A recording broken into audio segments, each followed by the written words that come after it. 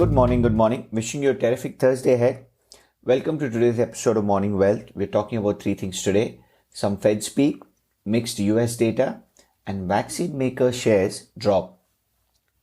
The tech-heavy Nasdaq Composite claimed a second consecutive record Wednesday, while broader stock indexes slipped in a quiet trading session.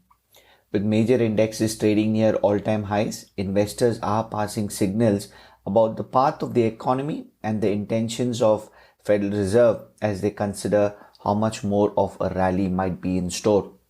The S&P 500 was down by 0.1%, the Dow was down by 0.2%, while the Nasdaq gained about 0.1%. So a quiet day in the markets.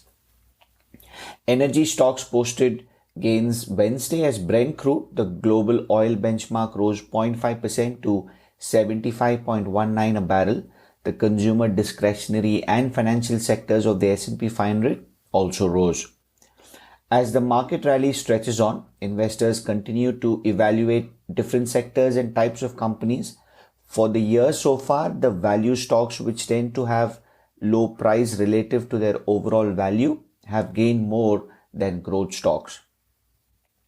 Among individual stocks Wednesday, the US Supreme Court rejected most claims by Fannie Mae and Freddie Mac, investors who challenged the government's collection of more than 100 billion in profits from the mortgage giants, sending their shares plummeting.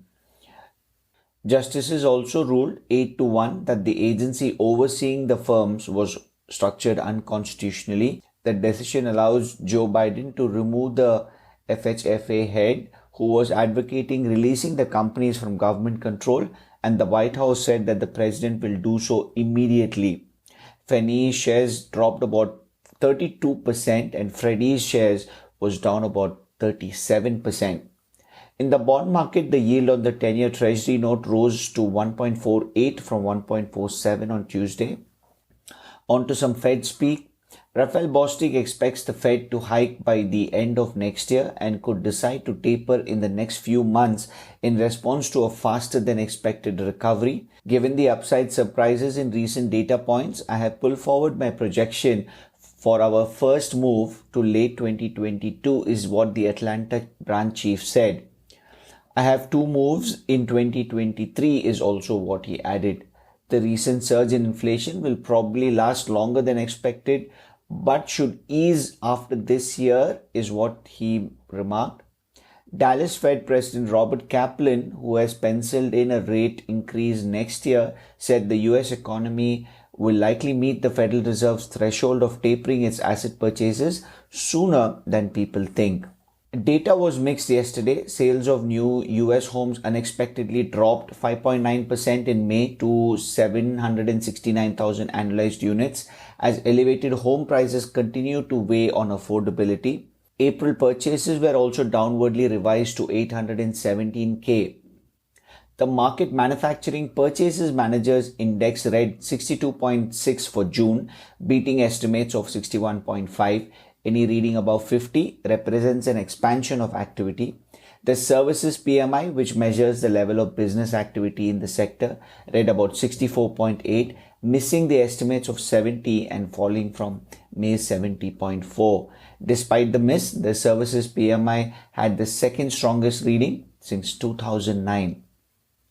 Inflation, however, remains a concern, markets said, as supply shortages drove input prices higher and companies passed those costs along to customers.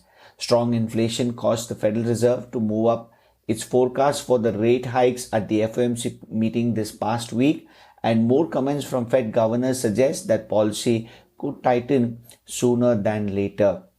On to some share performance of vaccine makers. Shares of Moderna, Pfizer, BioNTech and other vaccine makers were sliding Wednesday after the CDC found evidence of myocarditis in young men who have taken the mRNA vaccines, but said still the rewards outweigh the risks. Anecdotal cases of young men getting myocarditis, a rare form of heart inflammation, have been circulating, and the CDC set out to determine if they were more than mere anecdotes. In conclusion, they are. The numbers are small though, just over 1,200 cases out of 300 million people given the vaccine, but enough to conclude that there is a likely association. The CDC, however, also said that the risk of giving young men the vaccine outweighed not giving it to them, but also said it has to determine whether that is the case with booster shots. The booster shots is what could cause problems for Moderna and others. How much money it will make from boosters is open to questions, and the CDC data could push the scales to a lower estimate. That could create volatility in Moderna's stock. We expect the debate on mRNA tail revenues will remain on Wall Street, is what a Jefferies analyst has written. Moderna dropped about 3.6%, Pfizer fell about 1.3%, BioNTech slipped 2.6%, CureVac was down about 1.8%, and Novavax declined about 1.7%.